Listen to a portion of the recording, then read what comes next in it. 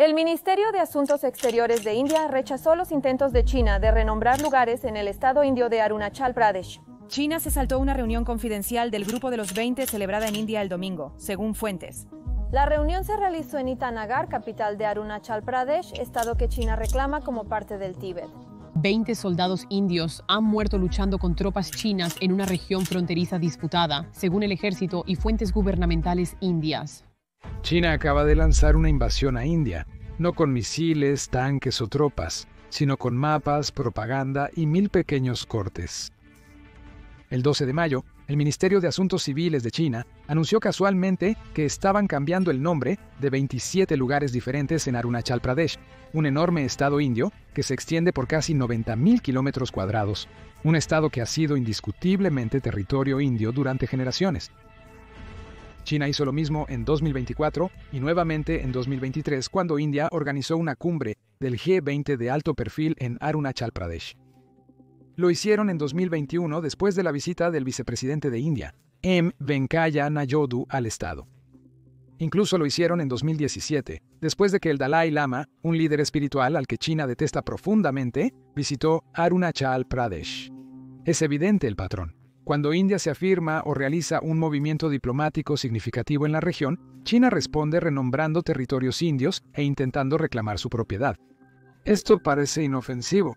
Sinceramente, ¿a quién le importa si China decide cambiar el nombre de algunos lugares que India ya controla, verdad?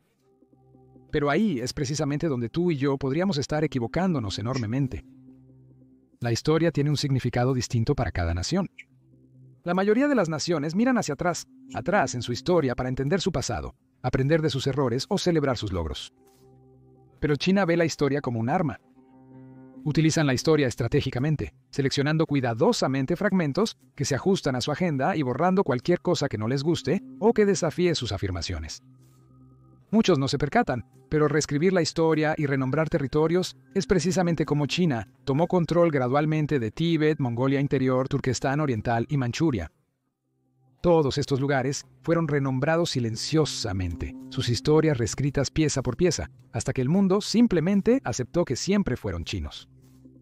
Incluso Hong Kong y Macao, con sus identidades únicas, finalmente sucumbieron a la misma táctica. China nunca dirá suficiente. Cuanto más toman, más hambre tienen, y ahora vienen por un pedazo de India. En este video, desentrañaremos siglos de historia oculta, aclararemos la desinformación y revelaremos la verdad detrás del conflicto fronterizo entre India y China. Ahora, a los bots chinos definitivamente no les va a gustar esto, así que depende completamente de ti ayudarnos a difundir la verdad. Si puedes, por favor, toma un segundo y presiona ese botón de me gusta y ese botón de suscribirse abajo, realmente ayuda enormemente a nuestro trabajo. Te apreciamos. Si nos remontamos al año 625, era común Asia se ve totalmente distinta. Vastos imperios gobernaban grandes territorios. India tenía poderosos imperios, China sus propias dinastías y en medio se encontraba Tíbet.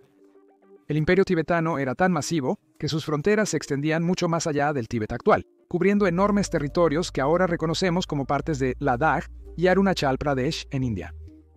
Por cerca de 2 siglos, el imperio tibetano se expandió agresivamente en todas direcciones, compitiendo con la poderosa dinastía Tang de China. Durante décadas, Tíbet y China fueron feroces rivales, constantemente luchando en guerras, firmando y rompiendo tratados. Así de intensas eran las cosas en aquel tiempo. Alrededor del inicio del siglo IX d.C., el imperio tibetano alcanzó su máximo esplendor. Pero como suele pasar con los grandes imperios, finalmente enfrentaron problemas significativos.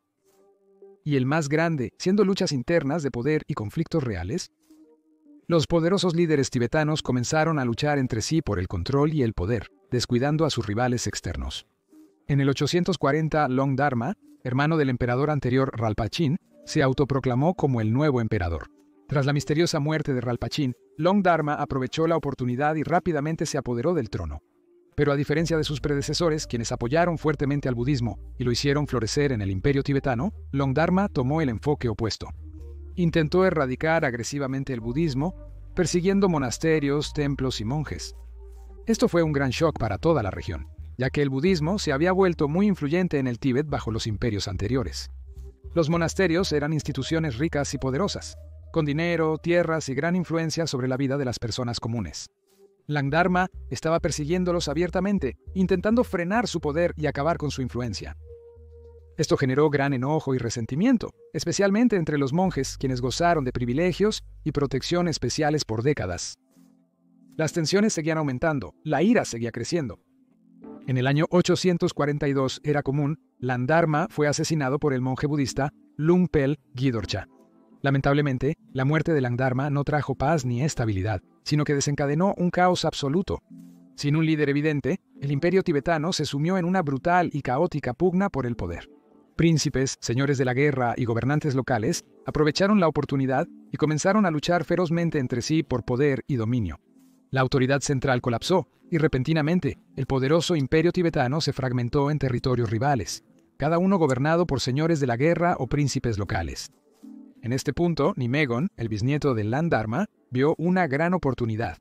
A diferencia de otros príncipes y señores de la guerra que luchaban por territorios cerca de la antigua capital de Tíbet, Nimegon miró hacia el oeste, hacia Nagari, un rincón distante y aislado de Tíbet. Este lugar era ignorado por muchos debido a su terreno extremadamente desafiante, con grandes cadenas montañosas, clima severo y vastas mesetas abiertas. El lugar estaba poco poblado y era muy difícil sobrevivir y gobernar allí. Aún así, Nimegon movilizó a sus seguidores y tropas más leales para sentar las bases de su nuevo reino. Y funcionó. En lugar de colapsar como tantas otras regiones, el nuevo reino de Nimegon en Nagari prosperó. Tras un periodo de gobierno, Nimegon falleció. Siguiendo la tradición tibetana, su reino no fue heredado por un único hijo. En cambio, se dividió entre varios hijos. Lachen Perjigan, el hijo mayor, tomó el control de la parte más occidental del reino paterno. Pero Lachen no era de los que se conformaban con heredar un pequeño terreno y gobernarlo en paz. Era ambicioso, decidido a crear algo más grande, más poderoso y más duradero. Reunió a su gente y avanzó hacia el oeste a una región que los tibetanos llamaban Marhul, que significa la Tierra Baja. Marhul era un lugar accidentado, hermoso y estratégicamente crucial, controlando importantes pasos de montaña y rutas comerciales que conectaban el Tíbet, India y Asia Central. Comerciantes, monjes, viajeros y ejércitos debían pasar por esta región, lo que la hacía muy valiosa e influyente. Gradualmente, la gente dejó de usar el nombre más antiguo Marjul, y alrededor del año 1460, esta próspera región pasó a ser conocida como Ladakh. Aunque Ladakh mantuvo fuertes lazos culturales y religiosos con el Tíbet, desarrolló su propia identidad única, distinta de los inestables territorios tibetanos al este. A principios del siglo XVII, Ladakh era un reino budista próspero y confiado, reconocido por sus bellos monasterios, vibrante cultura y transitadas rutas comerciales.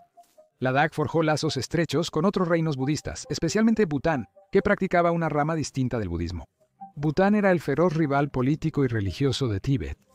Entonces, cuando Ladakh comenzó a alinearse con Bután, esto hizo que los gobernantes de Lhasa se sintieran extremadamente sospechosos e incómodos. Todas estas tensiones finalmente estallaron en un conflicto abierto. En 1679, Tíbet, bajo la autoridad directa del quinto Dalai Lama, lanzó una gran invasión militar contra Ladakh, enviando miles de tropas tibetanas a través de las montañas. Ladakh era fuerte, seguro, pero no eran rival para el masivo ejército tibetano en ese momento. Los tibetanos rápidamente abrumaron las defensas de Ladakh, capturaron importantes ciudades, fortalezas y territorios clave en cuestión de meses. Desesperado, el rey de Ladakh, Telek Namgyal, recurrió al poderoso imperio mogol del norte de India. Los mogoles estaban en su apogeo, muy fuertes e influyentes. Sin otra alternativa, el rey de Ladakh envió súplicas urgentes a Ibrahim Khan, gobernador mogol en Cachemira, implorando ayuda militar para repeler a las tropas tibetanas invasoras. Ibrahim Khan movilizó un inmenso ejército mogol que abrumó a los tibetanos, obligándolos a retroceder. Durante 5 años, Ladakh, Tíbet y sus aliados lucharon amargamente, hasta que en 1684 ambos lados estaban demasiado cansados para seguir luchando. Sabían que era necesaria una paz duradera, por lo que el rey de Ladakh y el quinto Dalai Lama de Tíbet se unieron para negociar. Ese año se firmó el histórico Tratado de Chingmoscón. Este tratado es crucial ya que, por primera vez, demarcó de manera clara y oficial la frontera entre Ladakh y Tíbet. De hecho, el tratado incluyó un mapa que marcaba claramente la frontera en el arroyo Laharis cerca de Demchok. Desde entonces, Ladakh fue oficialmente reconocido como un reino separado e independiente, completamente distinto de Tíbet. Aún hoy, este tratado es una de las mayores evidencias históricas de que Ladakh nunca fue parte de Tíbet. Pronto explicaremos por qué este tratado centenario sigue siendo relevante hoy y por qué China lo ignora deliberadamente como si nunca hubiera existido. Pero primero sigamos con la historia de la participación china en Tíbet. En las décadas posteriores al tratado, Ladakh siguió siendo gobernado por su propia familia, aunque el reino fue perdiendo poder e influencia con el tiempo. Mientras tanto, Tíbet se encontró amenazado por invasiones de poderosas tribus mongoles llamadas los Yungars. Viendo una oportunidad, la dinastía Qing de China intervino. Los emperadores Qing afirmaron oficialmente que solo protegían a Tíbet de los invasores mongoles. Su verdadero objetivo era controlar los asuntos tibetanos. En 1720, las fuerzas Qing marcharon directamente hacia Lhasa, la capital de Tíbet, y expulsaron rápidamente a los invasores mongoles. Pero en lugar de irse al cumplir su misión, la dinastía Qing nombró a un gobernador oficial, el Amban, para supervisar el Tíbet. Esto marcó el comienzo de la interminable participación china en la política, cultura y asuntos territoriales de Tíbet. Desde entonces, la dinastía Qing de China influyó activamente en los asuntos internos del Tíbet, incluyendo rivalidades políticas, relaciones diplomáticas y, crucialmente, disputas fronterizas que involucraban a Ladakh. Durante el resto del siglo XVIII, Tíbet y Ladakh vivieron un periodo de relativa estabilidad. Pero los primeros años del siglo XIX pronto traerían otro cambio dramático que alteraría completamente el futuro de Ladakh. Surgió una nueva potencia en el norte de India, el Imperio Sikh. Con sede en Punjab y liderado por el legendario Maharaja Ranjit Singh, rápidamente se estaba convirtiendo en una de las fuerzas militares más poderosas y ambiciosas de la región.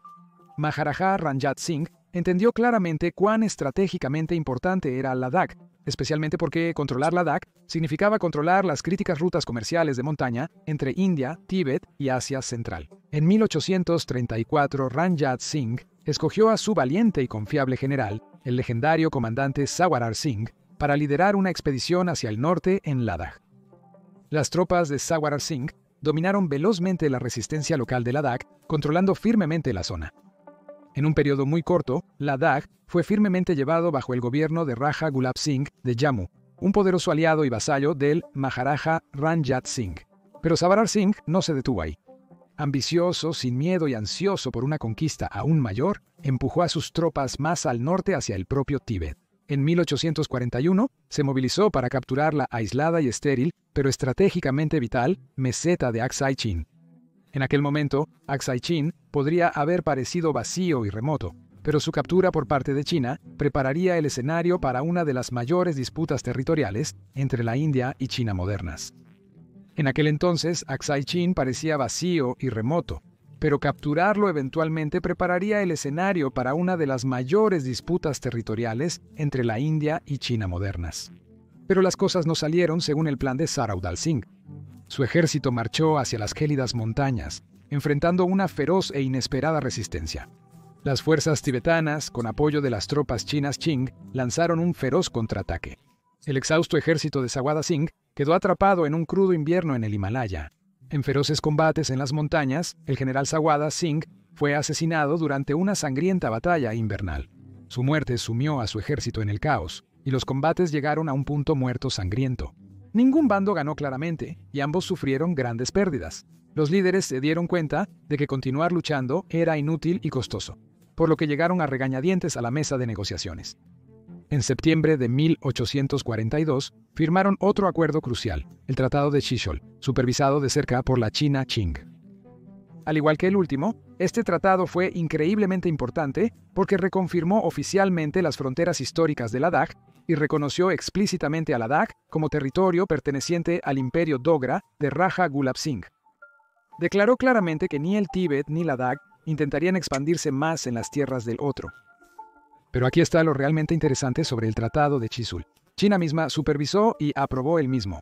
En resumen, China reconoció oficialmente que Aksai Chin, la región que actualmente controla, pertenecía a Ladakh y por ende a India. Para entonces, el Imperio Británico había establecido su dominio en gran parte de India, y Ladakh pasó a formar parte de su enorme nuevo territorio. Y junto con Ladakh, los británicos también heredaron los problemas fronterizos. La mayor amenaza era Rusia. Rusia estaba expandiendo su imperio en Asia Central a gran velocidad. Los británicos temían que los rusos avanzaran hacia el sur, cruzaran el Himalaya y amenazaran su control sobre India, iniciando así lo que los historiadores denominan el Gran Juego.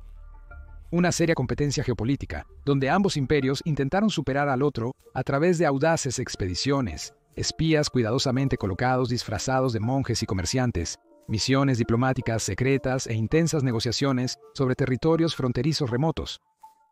Los imperios se apresuraron a ganar influencia y control sobre áreas estratégicas clave antes que su rival. Para enfrentar esta gran amenaza geopolítica, los británicos requerían primero mapas claros e información fidedigna. Es por eso que, desde principios de 1800 hasta el resto del siglo, lanzaron uno de los esfuerzos de mapeo más ambiciosos de la historia, la famosa Gran Encuesta Trigonométrica. Los topógrafos y exploradores británicos emprendieron viajes peligrosos, aventurándose profundamente en territorios inexplorados de Ladakh, Aksai Chin, Sikkim, Bután, Himachal Pradesh y toda la región noreste, hoy conocida como Arunachal Pradesh. Exploradores indios legendarios como Nain Singh Rawat y Kichan Singh, trabajando en secreto para los británicos, se disfrazaron de peregrinos, monjes o comerciantes locales. Arriesgaron sus vidas viajando por el Tíbet y áreas controladas por los chinos, registrando meticulosamente información geográfica y política crucial. Estas expediciones crearon mapas detallados y precisos, identificando por primera vez pasos de montaña, valles, ríos y territorios estratégicos cruciales. Pero mapear no bastaba. Los británicos notaron que tener fronteras con grandes imperios como China o Rusia era muy peligroso, por lo que crearon estados tapón, pequeños reinos independientes y amigables ubicados estratégicamente entre sus territorios indios y poderosos rivales.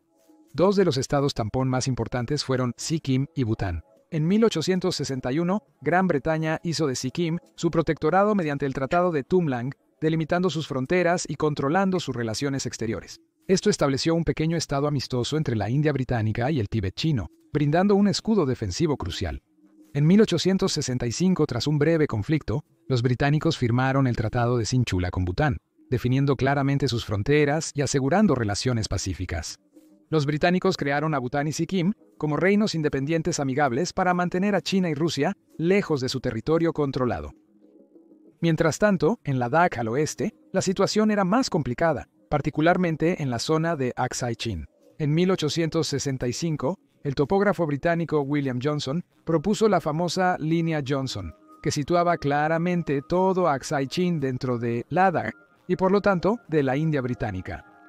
Curiosamente, China nunca rechazó ni se opuso oficialmente a la línea Johnson en ese momento, dándole un peso histórico significativo incluso hoy. En 1899, el funcionario británico George Macartney propuso otra frontera que colocaba gran parte de Aksai Chin del lado chino. Aún así, China nunca estuvo plenamente de acuerdo ni dio una respuesta clara, dejando una confusión que todavía alimenta las disputas actuales entre India y China. Simultáneamente, algo similarmente complejo ocurría en la frontera oriental de India, la nueva región ahora conocida como Arunachal Pradesh. En 1914, la India británica decidió establecer límites claros en la región. Diplomáticos británicos y representantes tibetanos se reunieron en Simla y firmaron la famosa Convención de Simla. El negociador británico Henry McMahon propuso una idea audaz. El Tíbet fue dividido en dos partes. Primero, una región autónoma llamada Tíbet Exterior, que estaría bajo el gobierno tibetano en Lhasa y protegida por China, pero sin interferencia directa china. En segundo lugar, una región llamada Tíbet Interior, que abarca las provincias orientales de Kham y Amdo, estaría bajo control directo de China. Pero había una parte más crucial de este acuerdo, y quizás la más controvertida. Tenían que trazar una frontera clara entre la India británica y el propio Tíbet. Para lograrlo, Henry McMahon se reunió con representantes tibetanos y juntos trazaron meticulosamente una frontera siguiendo las cumbres más elevadas del Himalaya oriental. Pero había una parte más crucial de este acuerdo, y quizás la más controvertida. Tenían que trazar una frontera clara entre la India británica y el propio Tíbet. Para lograrlo, Henry McMahon se reunió con representantes tibetanos y juntos trazaron meticulosamente una frontera a lo largo de las cumbres más altas del Himalaya oriental. Regiones como Tawang, hoy en Arunachal Pradesh, India, fueron ubicadas al sur de la frontera, dentro del territorio de la India británica. Esta frontera negociada se conocería como la línea McMahon. Al principio, hasta el representante chino en las conversaciones de Simla mostró una aceptación prudente. De hecho, inicializó el borrador del tratado como un signo preliminar de acuerdo. Sin embargo, poco después Beijing rechazó el tratado por completo. Los líderes chinos argumentaron que Tíbet no tenía derecho legal para firmar tratados o redibujar fronteras de forma independiente, especialmente sin la aprobación explícita de China. Debido a esta objeción, China rehusó firmar oficialmente la Convención de Simla. Al final, solo Gran Bretaña y Tíbet firmaron y aceptaron oficialmente el tratado en julio de 1914. Sin embargo, los británicos trataron a Tíbet como totalmente capaz de tomar decisiones. Para los británicos, la línea McMahon ahora era oficial, delimitando claramente la frontera oriental. Cuando India logró la independencia de Gran Bretaña en 1947, aceptó los límites trazados por los británicos, incluyendo la línea McMahon, como su frontera oficial en el este. El primer ministro de India, Jawaharlal Nehru, fue firme en la postura. En 1954, publicó mapas oficiales que mostraban claramente estos límites. Declaró que las fronteras de India son como son, con o sin mapa, pero China tenía una perspectiva totalmente diferente. Después de la Revolución Comunista de Mao Zedong en 1949, la recién establecida República Popular de China rechazó totalmente cada límite o tratado trazado durante la era británica. Mao consideraba que los viejos acuerdos desde 1684, los tratados de 1842 o incluso la Convención de Simla de 1914 eran injustos y fueron impuestos a China por imperialistas extranjeros. Por su parte, China insistió en aceptar únicamente los límites que consideraba históricamente correctos o tradicionalmente reconocidos. En pocas palabras, Beijing quería redibujar sus fronteras a su manera, sin importar los mapas o acuerdos previos ni la opinión de otras naciones al respecto. Esta mentalidad allanó el camino para las agresivas reivindicaciones territoriales actuales, como la atroz línea de las 10 rayas en el Mar del Sur de China, la incansable reivindicación de China sobre Taiwán y las disputas sobre muchas otras regiones. Este profundo desacuerdo es exactamente por qué Arunachal Pradesh sigue siendo un territorio tan disputado hoy en día. India apoya la línea McMahon de la Convención de Simla de 1914, mientras que China la rechaza por completo. A pesar de las tensiones fronterizas y desacuerdos, en ese momento, ambos países se presentaban públicamente como amigos cercanos. El primer ministro indio Jawaharlal Nehru creía firmemente en forjar una amistad entre las dos grandes civilizaciones de Asia. Asombrosamente, Nehru rechazó una increíble oferta de Estados Unidos para ocupar el asiento permanente de China en el Consejo de Seguridad de la Organización de las Naciones Unidas, insistiendo en que China era el titular legítimo, una decisión que, en retrospectiva, muchos en India ven como un colosal error diplomático que el país lamenta profundamente hasta hoy. Mientras Nehru estaba haciendo estos gestos generosos, sin embargo, China no estaba exactamente correspondiendo la buena voluntad. Beijing estaba aumentando gradualmente su control sobre el Tíbet de manera sigilosa. Un año después de la Revolución Comunista de Mao, en 1949, las tropas chinas avanzaron hacia el Tíbet, declarando que estaban liberando la región. Un pequeño y mal equipado ejército tibetano tenía pocas o ninguna posibilidad y fue rápidamente aplastado. China incluso obligó a los representantes tibetanos a firmar el controvertido acuerdo de 17 puntos, confirmando oficialmente la soberanía y dominio chinos sobre el Tíbet. En los años siguientes, el control de China se volvió cada vez más duro y opresivo. La cultura, religión e independencia tibetanas fueron fuertemente reprimidas, llegando a condiciones insoportables. En 1959, las tensiones estallaron y los tibetanos se rebelaron abiertamente contra el dominio chino. El líder espiritual del Tíbet, el Dalai Lama, huyó temeroso por su vida a India en busca de refugio y seguridad. Aún así, India seguía intentando ganarse la confianza de China mediante gestos prácticos y amistosos. En 1952, el gobierno de Nehru acordó proporcionar más de 2.500 toneladas de arroz a los soldados chinos en Tíbet, debido a la sobrecarga de las líneas de suministro de China. El gobierno indio creía que tales gestos de buena voluntad ayudarían a construir confianza y amistades duraderas entre los dos vecinos. Lamentablemente, esta generosidad tuvo un efecto adverso impresionante. En privado, los líderes chinos se burlaban de la bondad de Nehru, considerándola una señal de debilidad, y ridiculizaban su mentalidad como ingenua y burguesa. Aprovechando la buena voluntad de India, China comenzó a hacer movimientos agresivos a espaldas de India. Entre 1951 y 1957, ingenieros chinos construyeron secretamente una gran carretera estratégica a través de Aksai Chin, territorio que India creía firmemente suyo. Esta infame carretera, la autopista G219, se extendía por 1.200 sawa kilómetros a través de un terreno desolado y de alta altitud, conectando las provincias chinas de Xinjiang y Tíbet. China construyó esta enorme carretera sin informar ni pedir permiso a India. India descubrió accidentalmente esta impactante intrusión entre 1957 y 1958. Se informa que un oficial indio descubrió un artículo en un periódico chino que mencionaba abiertamente una carretera ya finalizada. El gobierno de India fue sorprendido. El primer ministro Nehru reaccionó con shock y enojo, afirmando públicamente las reclamaciones territoriales de India al publicar mapas oficiales que marcaban Aksai Chin y Arunachal Pradesh como parte de India. En 1959, las tensiones entre China y Tíbet escalaron drásticamente luego de que el Dalai Lama huyera dramáticamente a India, atrayendo la atención mundial. El primer ministro chino Zhou Enlai envió una carta fuertemente redactada a Nehru, rechazando explícitamente la frontera reclamada por India a lo largo de la línea McMahon en Arunachal Pradesh. Zhou afirmó que la frontera de Ladakh, incluyendo Aksai Chin, nunca fue definida adecuadamente. Los intercambios diplomáticos se deterioraron velozmente en discusiones acaloradas. China justificó sus reclamos citando razones históricas, como las antiguas rutas de caravanas por Aksai Chin y los vínculos religiosos que unen al Tíbet con el monasterio de Tawang en Arunachal. India se mantuvo firme, insistiendo en que los tratados de la era británica, claramente documentados y firmados históricamente, eran totalmente válidos e innegociables. En 1960, el primer ministro Zhou Enlai intentó ofrecer a Nehru un compromiso, un acuerdo de paquete. China reconocería oficialmente las reclamaciones de India en Arunachal Pradesh a lo largo de la línea McMahon si India aceptara el control chino sobre Aksai Chin a cambio. Pero Nehru rechazó rotundamente este trato, declarando famosamente que India no cedería ni una pulgada de tierra india. Para 1961, las tensiones escalaban rápidamente. Los militares indios y chinos iniciaron patrullas agresivas y establecieron puestos en zonas disputadas, encontrándose a menudo. Los enfrentamientos menores se volvieron más frecuentes. Ambos lados sentían que se avecinaba una guerra. Trágica e inevitablemente, el escenario estaba listo para un conflicto total. El 20 de octubre de 1962, China lanzó un ataque repentino y masivo. Coincidentemente, mientras el mundo se preocupaba por la crisis de los misiles en Cuba. El Ejército de Liberación Popular atacó simultáneamente en ambos sectores en disputa.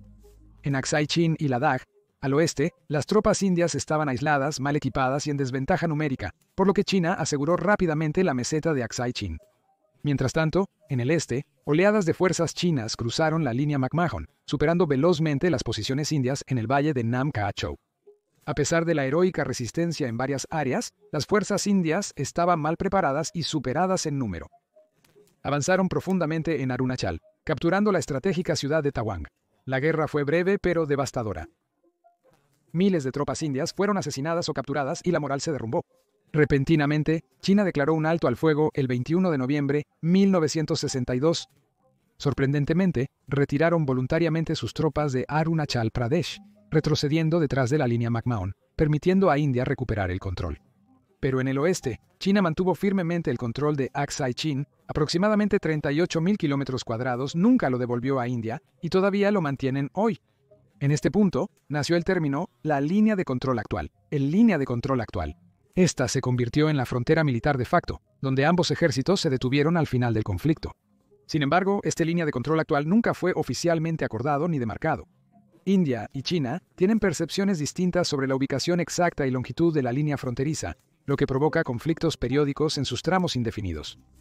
Tras la humillante derrota de 1962, India se esforzó en reconstruir sus capacidades militares y reformular su política hacia China. Mientras tanto, la China de Mao consideraba su labor terminada, pues según Mao, China había aleccionado a India. Por un tiempo, una paz inquieta reinó en las fronteras, pero fue breve. En 1967, las tensiones se reavivaron en el paso montañoso Natula, ubicado entre el protectorado indio de Sikkim y el Tíbet controlado por China. A diferencia de 1962, esta vez India estaba mejor preparada, con tropas listas para contraatacar. Una discusión sobre el cercado fronterizo se intensificó rápidamente hasta convertirse en un tiroteo masivo. Ambos bandos dispararon morteros y ametralladoras. Tras días de combate con la artillería india respondiendo devastadoramente, unos 80 soldados indios murieron. Pero las pérdidas chinas fueron aún mayores, se estima entre 300 y 400 soldados. Para India, a pesar del costo humano, esta lucha en Natula fue una victoria psicológica, una señal fuerte para China de que India ya no sería intimidada en la frontera. Los combates en Natula expusieron otra gran vulnerabilidad estratégica para India, el pequeño reino del Himalaya de Sikkim y el extremadamente estrecho corredor de Siliguri, comúnmente llamado el cuello de pollo. El corredor de Siliguri tiene apenas unos 20 kilómetros de ancho en su punto más estrecho y conecta todo el noreste de India con el resto del país. Si este corredor fuera capturado o cortado, los estados del noreste de India podrían quedar aislados. Por esto, India era muy sensible sobre la seguridad en esta zona. Para asegurar esta área vulnerable, India anexó Sikkim en 1975, convirtiéndolo en un estado indio oficial mediante un referéndum, lo que China se opuso y se negó a reconocer por décadas. Sin embargo, la vulnerabilidad en la región persiste. Los planificadores indios temían constantemente que las fuerzas chinas cortaran el noreste atacando puntos estratégicos cercanos como Doklam, un temor que resurgió dramáticamente décadas después en la crisis de Doklam de 2017. Tras la masacre de Natoola en 1967, ambas naciones parecían querer evitar más conflictos militares. China pronto se vio preocupada por el caos interno durante la Revolución Cultural, mientras que India enfrentó guerras con Pakistán y problemas internos. A fines de los 80, ambas naciones vieron ventajas en reducir las tensiones fronterizas. El primer ministro Rajiv Gandhi visitó China en 1988, marcando un nuevo comienzo. Las dos partes firmaron acuerdos importantes en 1993 y 1996, conocidos como Acuerdos de Paz y Tranquilidad, para mantener la calma a lo largo de su frontera disputada. Una de las reglas más inusuales acordadas en 1996 fue la regla de no armas. Ambos ejércitos acordaron explícitamente no disparar armas o explosivos dentro de 2 kilómetros de la línea de control actual. Los soldados portaban armas para protegerse de la fauna, pero tenían órdenes estrictas de nunca disparar durante los enfrentamientos. En cambio, cualquier enfrentamiento se resolvería con patadas, puñetazos, palos y piedras y sin balas. Puede parecer extraño, pero esta regla funcionó bien por décadas, previniendo que pequeñas discusiones se convirtieran en conflictos serios.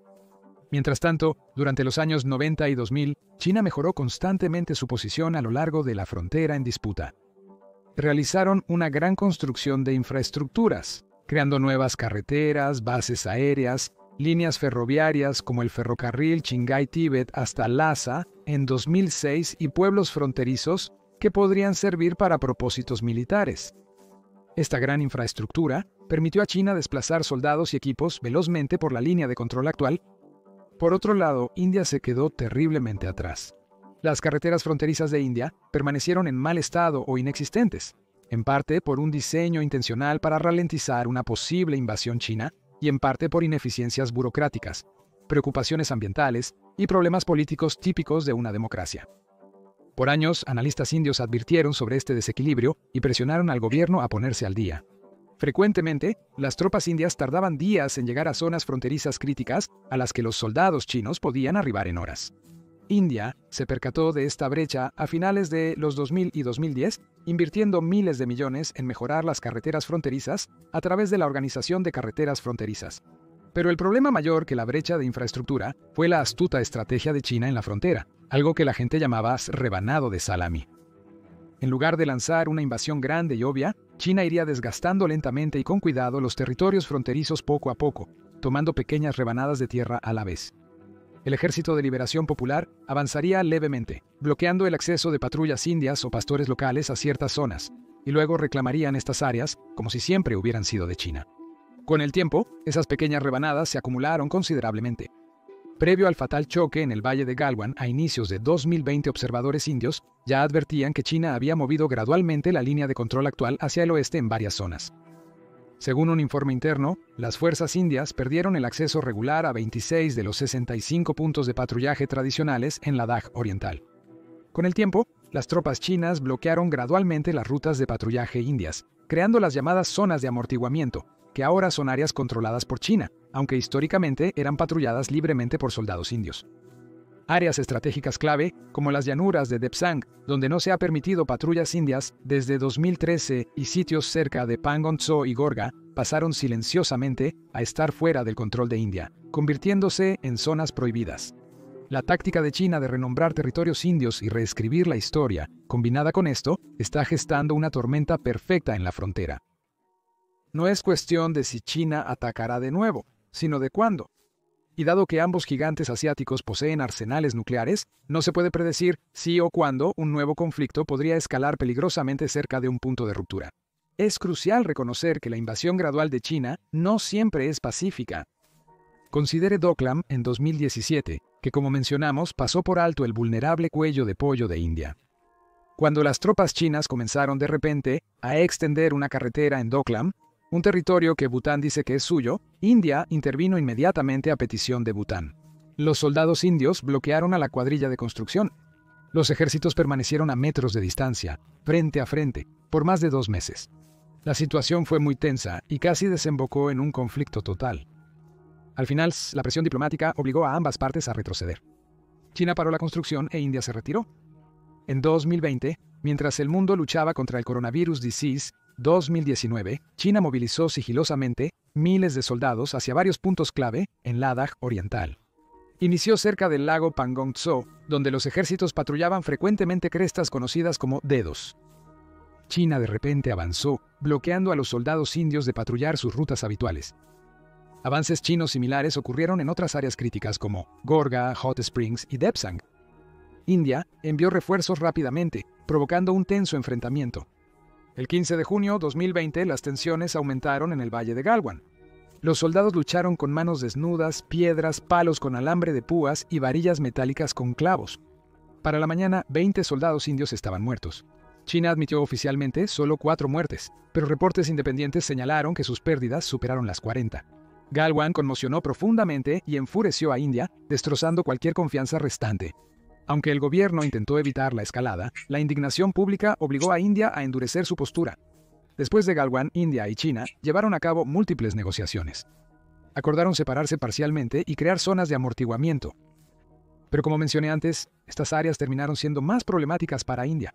Incluso hoy, China ha mantenido su implacable estrategia de morder pedazos del territorio de India, intentando repetidamente provocar una reacción, probando constantemente la paciencia de India y empujándola cada vez más cerca de otra confrontación importante. ¿Y las 1000 cortadas de las que hablamos en la introducción? Aquí es donde entran en juego otras naciones. India está rodeada por varios países más pequeños, como Bután, Nepal, Bangladesh, Sri Lanka, Myanmar y Pakistán. Históricamente, estos países actuaban como una barrera protectora que mantenía a China a una distancia segura. Tradicionalmente, estos vecinos se inclinaban hacia India, pero con el paso del tiempo, China ha erosionado cuidadosa y constantemente su influencia, usando tácticas de apropiación de tierras, presión económica y, cuando nada más funciona, soborno y manipulación política. Bangladesh ya se ha inclinado fuertemente hacia China, Sri Lanka está prácticamente atrapada en el agarre de la deuda de Beijing, y Pakistán se ha convertido voluntariamente en el títere de China, y solo podría ser cuestión de tiempo antes de que otros sigan. Y cuando lo hagan, cada vecino infligirá sus propios cortes menores. Infiltración ilegal desde Bangladesh inundando los estados fronterizos de India, ataques terroristas apoyados por Pakistán, Sri Lanka entregando puertos estratégicos directamente a manos chinas, Nepal cambiando sutilmente sus alianzas de India hacia Beijing. ¿Entiendes el punto? Estos incidentes pueden parecer menores y aislados individualmente. Pero cuando los sumas con el tiempo, meses, años, el daño se vuelve catastrófico, al igual que miles de pequeños cortes que lentamente desangran a India. Toma a Bután, por ejemplo. Durante décadas, este pequeño reino del Himalaya ha visto a India como su protector y aliado. China continúa invadiendo lentamente el territorio de Bután hasta el día de hoy.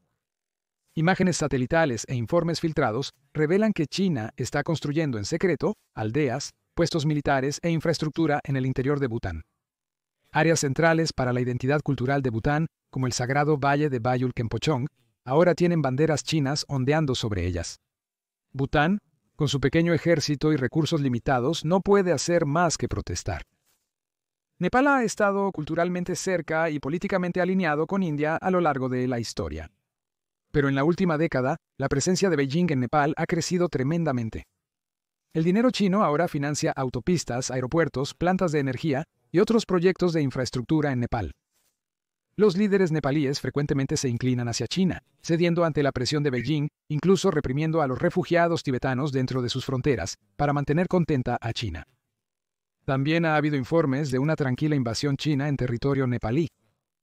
Aldeanos y funcionarios de Jumla, Nepal, afirman que los marcadores fronterizos chinos se han movido misteriosamente, apropiándose de su tierra gradualmente. ¿Suena familiar? El siguiente es Bangladesh. Durante décadas, Bangladesh mantuvo una estrecha amistad con India, compartiendo lazos históricos. Pero últimamente, las inversiones económicas de China en Bangladesh se han disparado. Grandes proyectos de infraestructura, puertos de aguas profundas y zonas económicas especiales están surgiendo en todo Bangladesh, financiados por préstamos chinos. Estos préstamos están estructurados estratégicamente para que el país receptor enfrente obstáculos al momento de pagarlos. Cuando la deuda se acumula, China interviene, no como amiga, sino para reclamar activos estratégicos o concesiones políticas. Quizás por eso, por orden de Beijing, Bangladesh está enviando millones de migrantes bangladesíes ilegalmente a India, creando estrés demográfico y a veces provocando tensiones comunitarias. Es un desafío indirecto y sutil, uno de esos 1000 pequeños cortes. El caso de Sri Lanka es más evidente. Cuando tuvo problemas para pagar grandes deudas de proyectos financiados por China, este país intervino oportunamente. No para perdonar la deuda, sino para tomar control de activos críticos. El puerto de Hambantota, estratégicamente ubicado a lo largo de rutas de envío clave, es ahora efectivamente territorio chino, arrendado a Beijing por 99 años. China podría potencialmente atracar barcos navales desde allí. India debe enfrentar ahora la presencia china directa al sur de su territorio. Incluso Myanmar está cayendo cada vez más en la órbita de China. Las empresas chinas dominan la economía de Myanmar, y China financia milicias rebeldes en las fronteras de Myanmar, generando caos e inestabilidad en la frontera noreste de India. Finalmente, Pakistán, el enemigo jurado de India, se ha convertido prácticamente en un títere de China. Pero Pakistán es un poco diferente. China llama abiertamente a Pakistán su hermano de hierro y ha invertido decenas de miles de millones en el corredor económico China-Pakistán, un enorme proyecto de infraestructura que atraviesa Cachemira ocupada por Pakistán, tierra que legalmente pertenece a India. Pero eso es solo la punta del iceberg. Pakistán ha apoyado, financiado y albergado sistemáticamente grupos terroristas contra India por décadas. Estos grupos, como Jaish-e-Mohammed y Lashkar-e-Taiba, han llevado a cabo brutales ataques en suelo indio. Mumbai en 2008, Pathankot en 2006, Pulwama en 2019 y más recientemente, Pathagam en 2025, matando a cientos de civiles y soldados inocentes. Y no es un secreto quién lo respalda. Los servicios de inteligencia, especialmente la Inter-Services Intelligence, han entrenado y equipado abiertamente a terroristas, usando el terror como un arma directa contra India. Con el respaldo chino, Pakistán se muestra más osado que nunca. Beijing brinda a Pakistán protección diplomática en la Organización de las Naciones Unidas, resguardando a terroristas reconocidos de sanciones y listas negras internacionales. Además está el aspecto humano, la opresión de Pakistán en Cachemira, ocupada por Pakistán y Gilgit-Baltistán, territorios que legítimamente pertenecen a la India. Sin embargo, padecieron décadas de crueldades. Represión política, abusos a los derechos humanos, desapariciones forzadas, tortura y supresión implacable. Pakistán podría ser el arma más letal de China, que ya ha causado gran daño a India. Al observar desde lejos este panorama, se evidencia lo peligrosa que es en realidad la estrategia de China. Lentamente, silenciosamente, metódicamente, China está cortando la influencia de India, aislando a India en su propio patio trasero. Están debilitando a los aliados vecinos, sobornando o intimidando a las naciones pequeñas para someterlas, y erosionando lentamente las fronteras de India mediante propaganda implacable, revisionismo histórico y una agresión sutil y calculada. Al cambiar el nombre de las ciudades en Arunachal Pradesh, reescribir los registros históricos, construir infraestructuras ilegales en lo profundo de Bután, inundar la frontera de Bangladesh con trampas económicas, convertir a Pakistán en un títere patrocinador del terrorismo y difundir sistemáticamente desinformación detrás de su enorme gran cortafuegos, China está remodelando lentamente la realidad misma. Es por eso que entender la guerra de información de China es crucial. Reconocer estos pequeños cortes hoy podría marcar la diferencia entre preservar las fronteras de tu nación mañana o despertar un día y descubrir que el mapa ha sido completamente redibujado. Gracias por ver.